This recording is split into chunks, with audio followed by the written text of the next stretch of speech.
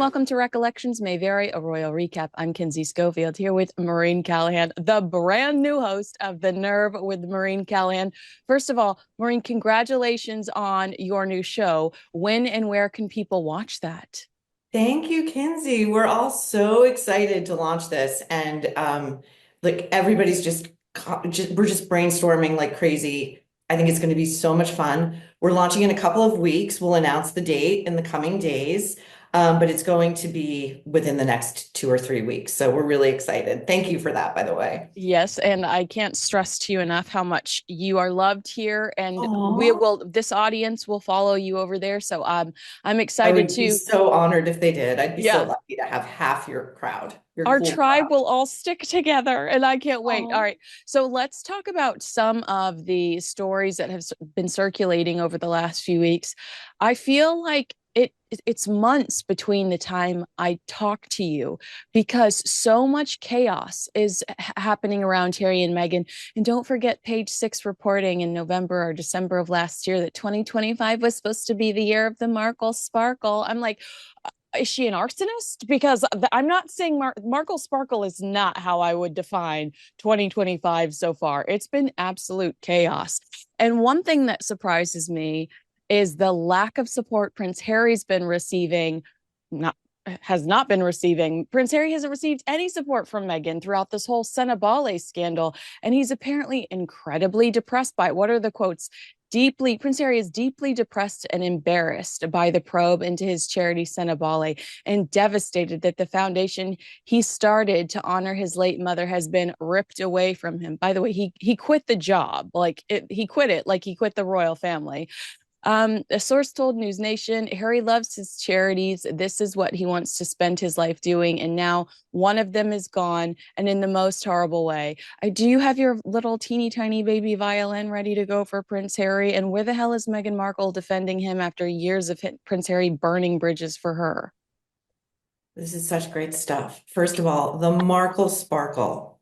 I am convinced that that is her own designation because as we've heard her speak in that Netflix cooking show, that fake Netflix cooking show, she comes up with these really tinny, like basic bitch, unoriginal catchphrases like, you want some honey, honey? Like busy bees out in the beehive. Like it's so you want to slam your head into a wall. Secondly, Love. I love this verbiage that's accompanying Harry's latest melodrama.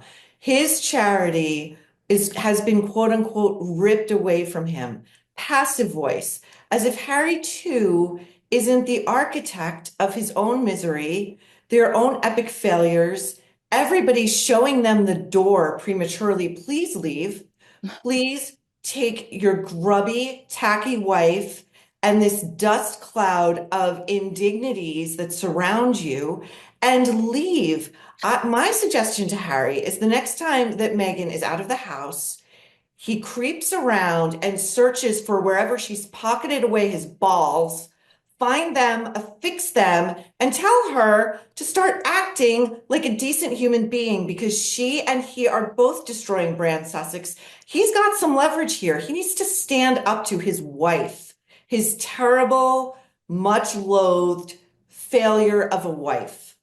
He really does have leverage, but I wonder if the reason we're seeing her distance herself from him so dramatically, the 15 seconds in the Netflix series, I don't think he's going to be mentioned at all in the upcoming podcast because she's trying to position herself as this self-made girl boss. And the reality is, like, you have everything you have today, not because of Deal or No Deal or the fellatio from the pilot of the 90210, relaunch back on the CW, episode 1. Everybody go watch it. You have everything you have because you married a prince, you married King Charles's son, you married Princess Diana's son. And I think you're right. He does have the upper hand. Recognizing that, that's why she's trying to push him out of absolutely everything. He's not on her Instagram. He's nowhere to be seen these days. And I want to talk to you about these new revelations about Sentebale. I loved this opening line from the Daily Beast, and yet another episode of the long-running soap opera, Meghan versus the Commoners.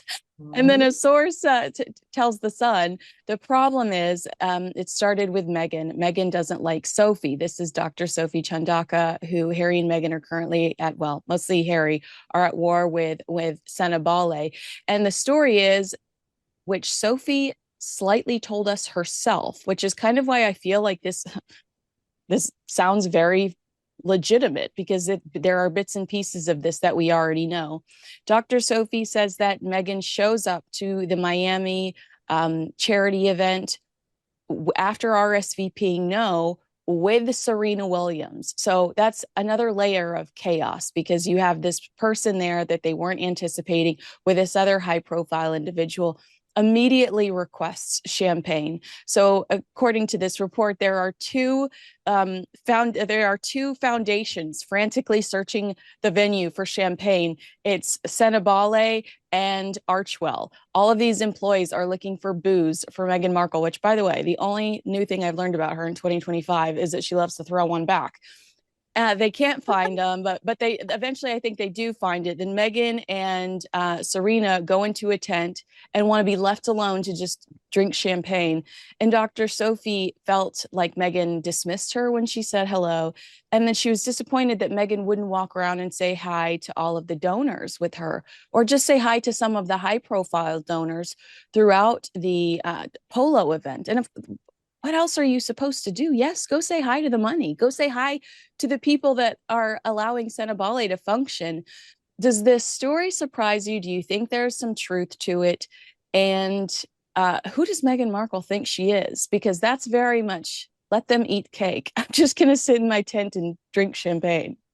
Well, what I have on good authority is that Meghan, from the moment she entered Harry's royal world, said that she, or believed reportedly, that she has been put on this earth to become Diana 2.0, to finish the job, as it were. First of all, I think that the RSVP no quickly changed to a yes with no advance warning, because Serena was suddenly a yes. So now Meghan could come and show off her ultra famous, ultra accomplished friend. Why are we here? Apparently starving African children in need of medical attention. That's why we're here, right? Are we going to say hello to some deep-pocketed donors who might fund this mission? No, we're going to let everybody know we're here, but we're going to go off in the super VVVIP tent, not let anybody come. And by the way, have arms of these charities, these functionaries, instead of actually doing something that would advance this charity, run around looking for champagne for the Duchess and her friend Serena. It is all so disgusting. And then for Harry to reportedly say to Sophie, I need you to issue a statement defending this behavior. So now he's asking this well-regarded woman to use the currency of her own reputation and cheapen it by defending this garbage behavior. I'm sorry, sir. Again, you wonder why you were shown the door? You wonder why this was ripped away from you? You should have had a real come to Jesus talk with your wife about how you behave at these things. It's Yeah, way too late in the game for her to be pulling this garbage. it really is, especially when they're working so hard to change public perception. And sometimes it's just the easiest switch. Treat people the way you want to be treated. It's like you don't have to create entire reality shows. You don't have to go write an entire book with a ghost blogger. They go to great lengths to change public perception, when the reality is just don't be a dick. It's like it's super easy. You don't have to go to jump through all these hoops. One thing about this story that I had not heard yet, because there's all these whispers, like you say, that Prince Harry reached out to her, and one of the many people, Prince Harry, in the last few years of his life, has begged to defend Meghan Markle. It's so weird. But Prince Harry, we knew, sent her a text message thanks to her Sky News interview. But according to this breakdown, the exchange again all starts over Meghan, because after the Polo event, Meghan texted Dr. Sophie, the content remains unknown. And the reply was icy enough to send Harry into a tailspin. One source told the Daily Mail, above all else, it was the way she says Meghan snubbed her on arrival that was the reason she wouldn't issue some kind of supporting statement. I'm wondering if Meghan texted Dr. Sophie, did you see all this chaos about the trophy? And Dr. Sophie was like, no, it's not my issue, you know? Oh, it's so not her issue. It's not, she's lucky that Dr. Sophie handled that with the grace that she did. Meghan Markle is on video literally icing Dr. Sophie out and Velcroing herself to Harry's side so that Dr. Sophie can't get where she was supposed to be in that photo op. No, no, no. Again, Meghan is always center frame. Who do you think you are? You're just in a conflict. Like, what? Secondly, I think the problem that you just identified as to why these two can't change public opinion and do the simple thing of treating others as they would like to be treated or recognizing their privilege and actually going a little bit above and beyond is because they truly think, well, Meghan truly thinks she's better than the rest of us. So she deserves better treatment. She deserves special VVVIP treatment. She's not going to get grubby and shake hands with like people who aren't famous and rich. What are you, crazy? Yeah. So she'll never get there because she can't, because she truly thinks that she's on another earthly plane of existence. And we're just lucky to try to log on to her website and buy some honey. It's Yeah. ridiculous.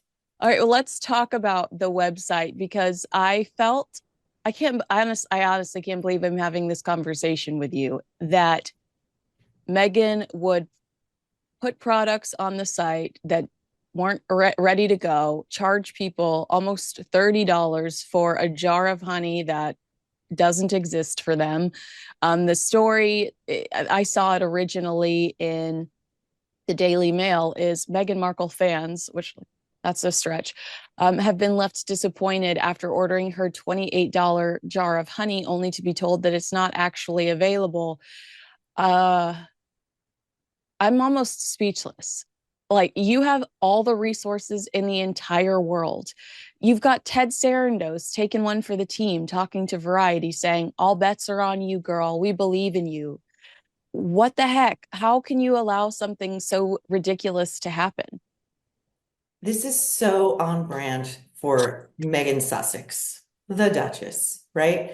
Like, again, ever since she stepped foot into the royal family, it's been defying expectations and not in a good way. Yeah. It's always like, it's like if you look at her annual performance review and, the top one is always meets or exceeds expectations. She is continually at the bottom of that, like little pyramid. Like, she's always just effing up every single time. It's like she can't. So first of all, I think there were probably about 8 items per category available for sale, right? So like it sold out in an hour because there were like, single digits worth there. Okay.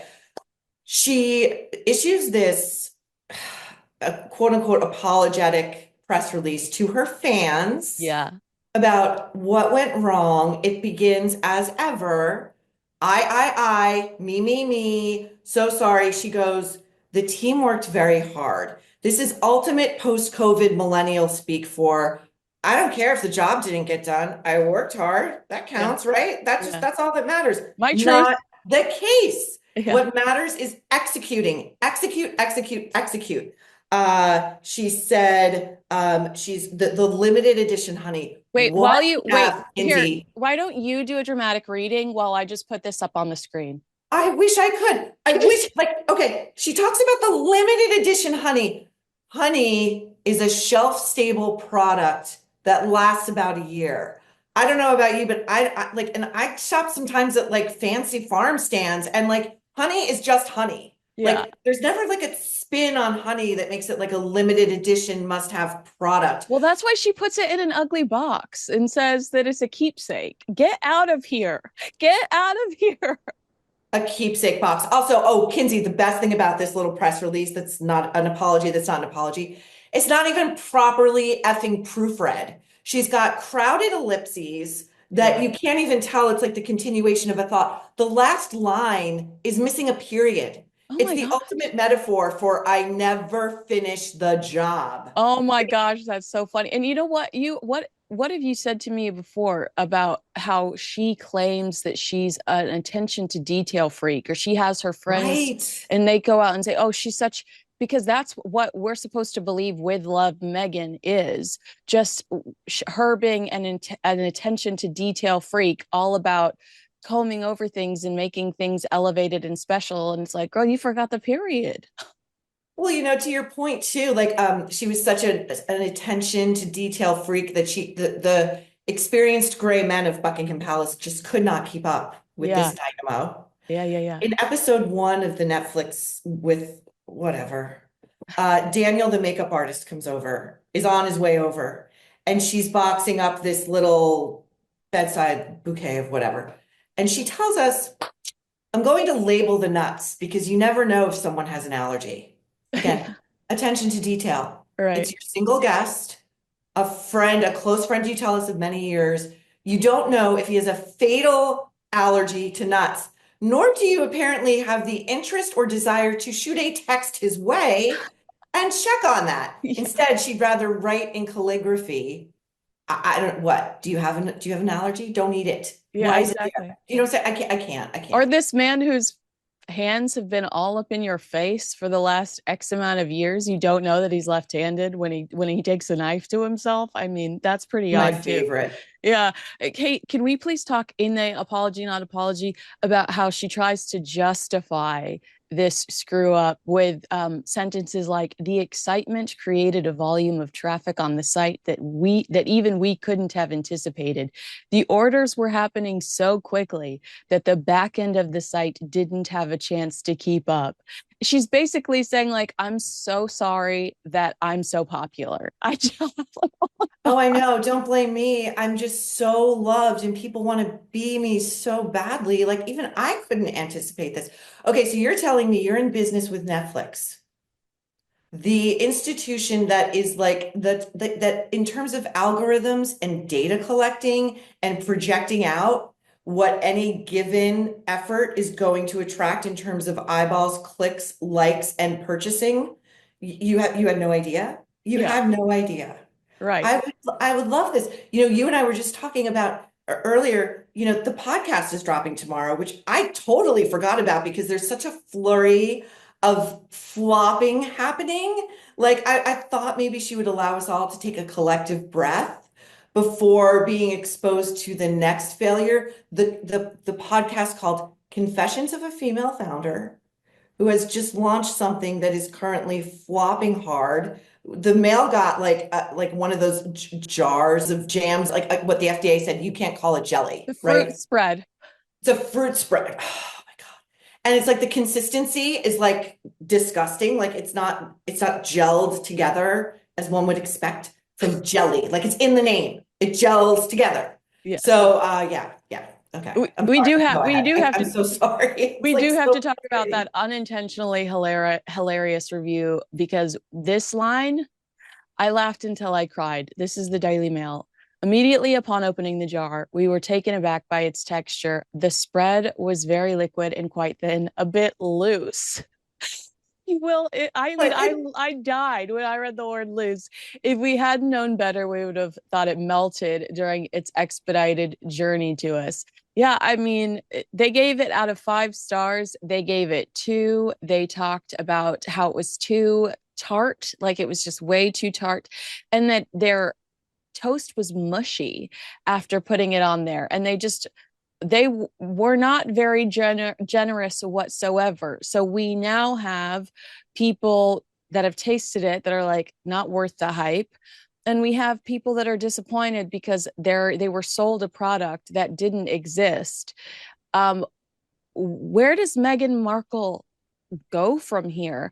She told the New York Times that the reason she keeps showing up despite all of the criticism is because she needs to work. You and I both know that there is a way for her to work that doesn't require her doing a media tour and sitting down with Drew Barrymore for them to basically pet each other. Um, what's next? Is she going to continue to push this Markle Sparkle narrative and try to force herself on us? yes. Yeah. Yes. I mean, It's like what Warren Beatty said to Madonna in her Truth or Dare documentary. Like, why would you do anything if it's off camera? Why would you experience anything, live your life if the camera's not around? What's the point? Meghan has no interest. Again, like it's like the New York Times profile, by the way, is just so disgusting in how servile it is. And now, like for that profile, Megan dragged out Doria. There are all these photos of her with Doria in the kitchen. We're now learning of a new character in the Markle family of origin that apparently has not been excised by Megan called Grandma Jeanette. Yeah. And we're using Grandma Jeanette's recipe. Never heard of this woman before. We're digging back in the archives for, I guess, relatives we haven't just excommunicated. Yeah. So yeah, and I mean the jelly to me, the version that showed up at the Mail's newsroom, again, is the ultimate metaphor for Meghan. It's too tart, it's spread too thin, it doesn't gel together, it's got no center around which things hold. And you just kind of open it, you're disappointed, and you toss it away. And you know something else is coming down the pike in the next hour or so. So why not just wait for that? Oh my gosh. Do you think anybody that received that email informing them that the product doesn't exist? I mean, we should stress Megan gave them a refund, also told them that when she did have some more honey, she was going to ship it directly to them, and they could also pick a product of their choice as a replacement in addition to that. So, I mean, there definitely was like a let's break our backs to make sure that people aren't losing their minds online over this. And to be fair, the people that were posting about it were like, Megan is so generous. They were being nice about it. We're just the ones that are like, this is a major screw up. Do you think that any of them, though, are looking at that email in their inbox saying, your purchase is not coming immediately, I guess I should say, and then watching videos of Kris Jenner and Mindy Kaling and all of the celebrity influencers that received their free swag open up all their goodies, thinking, you didn't prioritize things correctly. Kris Kardashian shouldn't be getting this. You should have enough product for the purchasing class. Right. It's very let them spread jelly, right? Let them eat cake. You're just the paupers who, like the suckers you are, excuse my language, logged on at the appropriate hour to try to score a little jam with a keepsake jar. Meanwhile, Kris Jenner and Mindy Kaling, who I would return to sender were I Mindy Kaling. That's so funny you call me Meghan Markle. I'm Sussex now. That friendship would be done. Yeah.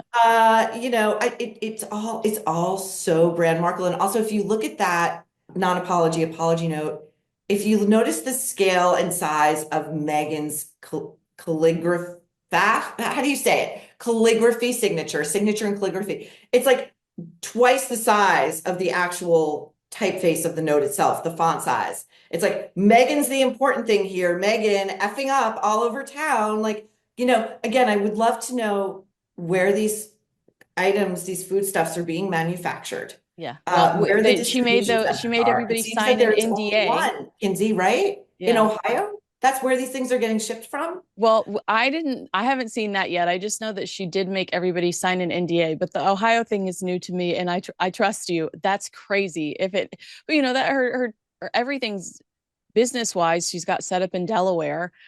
She's all over the place. She's the Duchess. She's not just Montecito Duchess. She's an international Duchess. I have to ask you something that I pulled out Yeah. the other day. I pulled out the quote that Beyonce says to Meghan in the original Netflix docu-series. She texts Meghan Markle that Meghan was selected to break generational curses that need to be healed. Can you talk to me about how you see that happening with Meghan selling $30 bottles of honey? Is she breaking generational curses there? I mean, Meghan set us up to think that she set us up to think that she was the second coming, like you said, Diana 2.0. And watching what she's actually pursuing, like shilling her favorite Amazon eyeliner on her My Shop or whatever, Shop My, whatever it is, and selling, processed foods. I'm sorry, but I'm not really feeling the Beyonce quote today. Never forget, Kinsey, shopping my favorite eyeliner with affiliate links so the Duchess gets a cut of your Yeah. purchase. Okay. I never even really believed that that was an actual text sent by Beyonce. Does that sound like Beyonce to you? Like it doesn't sound the way Beyonce talks to me. Yeah. And the key part of that quote, let's give her the benefit of the doubt and assume there's some truth to it. Generational curses that need to be healed. Where is the healing? It's just rift after alienation, after expulsion. Dr. Sophie being but the latest example, the latest body thrown on the heap in their rear view. Harry and Meghan should be doing everything to make that right. They really should. They should just eat a little humble pie, do whatever it takes. Again, they're two very litigious people, and we have not heard anything out of Camp Montecito about this woman needing to be quiet or else. So that says to me, they don't really have a leg to stand on here. I I'm hesitant to go here because like we're two white women, but doesn't reflect poorly on Prince Harry to have worked so hard to readjust his brand. I mean, you remember the Halloween costume that he The Nazi wore. costume? Yeah, yeah. Yeah. I mean, remember the Halloween costume? There was the scandal with him calling some of his friends, slang that's inappropriate when he was in the army. Can we like he's done so much to become this anti-racism activist, and the Cut wrote this scathing article about him when Spare came out that was like, actually, you only recognize racism when it directly affects you or your wife, but otherwise, we think you've been too quiet. Um, does this hurt that new brand he's built? And, he wants to be a thought leader in this space. He wants to tell us that our president and other characters in this world have no moral compass, but he does. That's why he's telling us this. And then you hear some of the accusations being thrown at him from Dr. Sophie, who has a lot to lose here on a global scale. And I think I wouldn't put this out there unless I had receipts or was willing to fight him. And she's an attorney. She's going to be smarter than I am, and I wouldn't do this unless I had the receipts. Do you think that this hurts his anti-activism or anti-racism activism? Well, to begin with, to your the setup of the question, we all get to have this conversation. Harry and Meghan have made it our business how these charges of racism impacted them in such a dire manner that they had to flee with the clothes on their backs from the palace. Like we all get to have this conversation now, Meghan. Sorry. When Harry's promoting Spare, he within contains this is why I believe the texts from Meghan to Dr. Sophie are true and vile.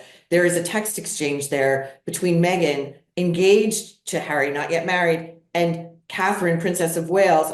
And she's telling like Kate is saying, my daughter's crying, the bridesmaids' dresses don't fit. Hey, I've been down this road before. I can tell you how you rectify this.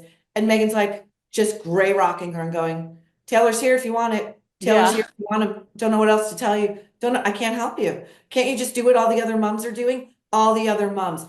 I'm sorry, Catherine is not one of the other mums. She's the future queen of England, raising the future king of England. She's not one of you. But again, she's got to like bring people down to elevate herself. And that's exactly what she's doing over here. Exactly what she's doing. And then you can't claim, as Harry does with what I believe is a no-show job at Better Up, as a thought leader in the mental health space. Who do I want advice from but a guy who's incinerated his entire life and reputation and continues to throw bad loss after bad loss because he can't stand up to this joker he's married to? Goes on his promotional tour, and Tom Bradby talks to him about these claims of racism they've leveled against the royal family. And he says, we never said they were racist. Yeah. You guys did that. The media did that. Tom Bradby's jaw was like on the floor. He's like, I've known you forever. Like, I think that are we having the same conversation? Oh, we never said that. Oh, Lady Susan Hussey embroiled in a little race flap over there. Meghan and I love her. She's not a racist. What is going on? What hall of mirrors are we all living in? Yeah. So I think the translation is there is that there's a lack of authenticity there to begin with. So these challenges or these accusations from Dr. Sophie are fair to dissect when how much of what Prince Harry has pursued so far has had any real meat. Exactly. This is their bread and butter is leveling claims of racism, sexism, misogyny, victimhood. Again, what we're hearing out of Harry's camp regarding him stepping down, really being, again, I believe, asked to leave, Mm-hmm. is that this has been ripped away from him, as if this is a dear, dear cause so close to his heart, and it has been taken from him. He has been robbed. Again, it's like, notice your agency and your responsibility. It's your effing charity. You founded it. You effed it up. Yeah. Why don't you say, I've got to really do some work and fix stuff here. By the way, Kinsey, not for nothing, but in between our last conversation on your show, King Charles was hospitalized Yep. for what I am sure are side effects from his treatments for cancer. That is a point, anyone who has a loved one with cancer knows there comes a point where sometimes the treatment is worse than the actual disease. Yeah. And you're in a moment where you're really doing the art and science of, do we pause? What are the risks? What are the benefits? Harry was not on that text thread. He was not in that round of calls that were being made. He found out on the news. Well, that's my thing is when we discussed Prince Harry saying this was just ripped from me, if I knew that something that had almost existed for 20 years that I started to honor my mom was on the brink of anything, I'd get on an airplane and I'd be there in person. And I'd be going, we've got to figure this out in real time, in real life. I wouldn't be sitting in Montecito constructing a piffy press release that was going to be, sent out to the news before Dr. Sophie Shindaka had a look see just and mentally prepared for the avalanche of hate she received on social media. I would be like, I'm going to get on an airplane and I'm going to go there. And even Dr. Sophie said during her Financial Times interview or her Sky News interview, I had to beg him to come out here. He hadn't been out here in 5 or 6 years. I said, please come out here. Wow. So don't tell us about your commitment to this organization when you hadn't been out there. And, this, okay, it's existed for almost 20 years, but you hadn't been out there in five, So I think that Yeah. that's significant and it gives us some insight into what his commitment level was. But also, I'd ask you the accusations against her are that she spent $500,000 on consultants in America that did not come up with enough fundraising to justify their existence.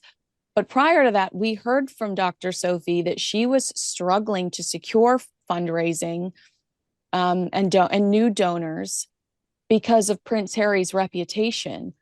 You're an American. You hear whispers in the Hamptons or in New York City around cocktail bars. Don't you believe her that there are people that think, oh, why would I give Prince Harry my money? He's a mess. He's a hot mess. Oh, 100%. Also, what came out there are a couple of things I find really fascinating. Dr. Sophie Chandaka is not talking to People or Us Weekly. She's talking Yeah. to the freaking Financial Times, Yeah. okay? She's got a level of legitimacy here that far supersedes these two. Yeah. Um, that charity, as reported, had 540 people working for it. It sounds to me like most charities, bloated piggy banks that are tax shelters. I'm not saying that's what it was, but a lot of charities are like that, and they overpay their like high profile faces. So yeah, I mean, I also think that Harry's really kind of hoisted by his own petard because how hard can he really go after a woman of color? Mhm. Right? How hard can he go after this woman without seeming like the ultimate hypocrite? I don't think he really can. And I think it's very interesting that Meghan, there is not a fight she'll back down from. There is not a platform of victimhood she won't mount, looking for her laurel, her latest I'm a victim wreath. She's mom on this, Yeah. super quiet.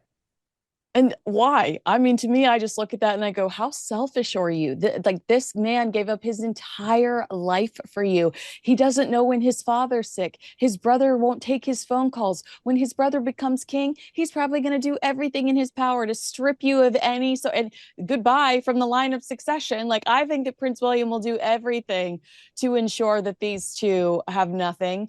And because of their behavior, justifiably because of their behavior, Prince Harry's given up absolutely everything for this woman who has been a thorn in his side from day one. And she can't even come out to say, I'm thoroughly disappointed in the way that this is all unfolded. I want you to know that I stand by my husband. That's all you have to say.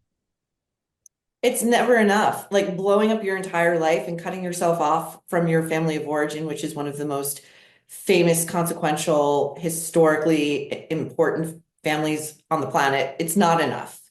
And now that Harry, sorry, is Well, I legally it's think, Henry, so you're fine. thank you. He's relegated to playing Minecraft in one of the spare bedrooms, I guess. Like, what is he? I wonder what he does with all that unstructured time. And he's got really, we've heard the reports, like he's got no friends. The report is that he's, quote, lonelier than ever in Montecito. Like a not great mind, in my estimation, with all of that free, unstructured time to just perseverate on everything that's gone wrong. In his mind, it's passive, right? It's gone wrong. It's nothing he and his wife have done. It cannot be healthy. And I'm sure all he does is whinge and moan. Wah, per South Park, never forget. And she's over here trying to position herself as a successful, self-made woman. It's not a good look to have like a failure of a husband, like a beta husband who just can't get it together. She's the same way. She just has a better mask on. Yeah, exactly. She just has Ted Sarandos telling us all to shut up, that they're in a safe place. So we are like, okay. Maureen, it was so great to catch up with you, and I Same. cannot wait for your new show. When Thank you you. have more details and you can send us directions on where to go and everything, I sure will. we will discuss that. Absolutely. That's The Nerve with Maureen Callahan. And also follow Maureen on Instagram if you haven't, because she's also giving updates on The Nerve there. So make sure you do that. Agree with us, disagree with us, let us know in the comments below. Make sure you like, subscribe, and share this video with a friend. And we're almost to 100,000 listeners. So if you're not, Amazing. Congratulations. That is if, incredible. yes. So if you're not subscribed already, make sure you do that and you will not miss a date with Maureen and I. So that was so much fun. It's like I truly don't, I feel like I don't talk to you in weeks because so much happens. So much happens in such a short span of time. By the way, I love your Meghan Markle face. That thing is You know hilarious. what's so sad? I bought this when I loved her.